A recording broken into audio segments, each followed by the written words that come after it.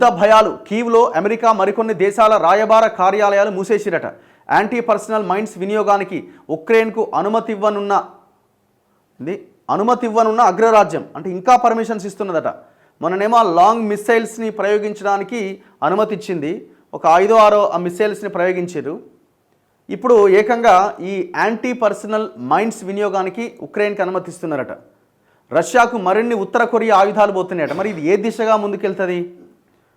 Already Russia అధ్యక్షుడు Vladimir Putin ఆయన అణు యుద్ధానికి కూడా అవసరమైతే సిద్ధమే అనేటువంటి సంకేతాలు ఇస్తున్నాడు. పాలసీలు రూపొందిస్తున్నారు వాళ్ళు. ఆయన ఇంకొకటి ఏంది, మా దేశం మీద దాడి చేయడమే కాదు, దాడి చేసినా లేదు మా మిత్ర దేశమైన బెలారస్ లాంటి దేశాల మీద ఎవరు దాడి చేసినా మేము ఊరుకునే ప్రసక్తే లేదు, మేము అణుబాంబులు వేస్తామనే సంకేతాలు ఆయన ఇస్తున్నారు.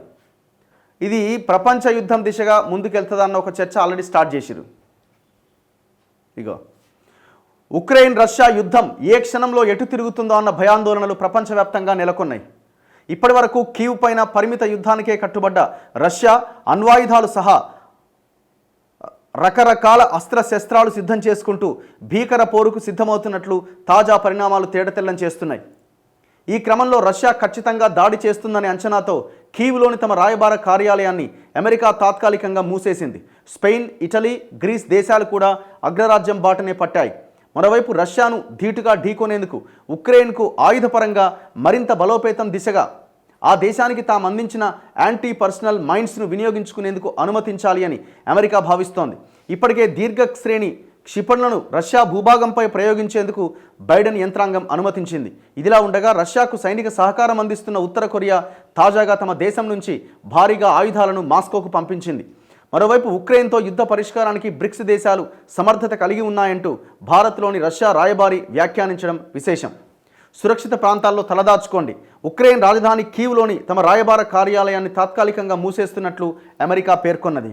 బుధవారం కీవ్ పైన రష్యా భారీ వైమానిక దాడులకు పాల్పడే అవకాశం ఉందని తమ ఎంబసీకి సమాచారం వచ్చిందని, ఈ నేపథ్యంలో అక్కడి దౌత్య కార్యాలయాన్ని మూసేయాలని నిర్ణయం తీసుకున్నామని వెల్లడించింది. ఈ నెల 20న అంటే బుధవారం దాడి జరగబోతుందని తమకు ఖచ్చితమైన సమాచారం అందిందని వెల్లడించింది. రాయబార కార్యాలయంలో పనిచేసే ఉద్యోగులు, అమెరికన్లు సురక్షిత ప్రదేశాల్లో తలదాచుకోవాలని అగ్రరాజ్యం సూచించింది. స్పెయిన్, ఇటలీ, గ్రీస్ తమ రాయబార కార్యాలయాలను మూసేశాయి. అయితే బ్రిటన్, ఫ్రాన్స్ మాత్రం కార్యాలయాలను తెరిచే ఉంచాయి. రష్యా సేనల దూకుడును అడ్డుకునేది ఎలా? తాము అందించిన దీర్ఘశ్రేణి క్షిపణులను రష్యా భూభాగంపైకి ప్రయోగించేందుకు ఉక్రెయిన్కు అనుమతించిన అమెరికా తాజాగా మరో కీలక నిర్ణయం దిశగా అడుగులేస్తోంది.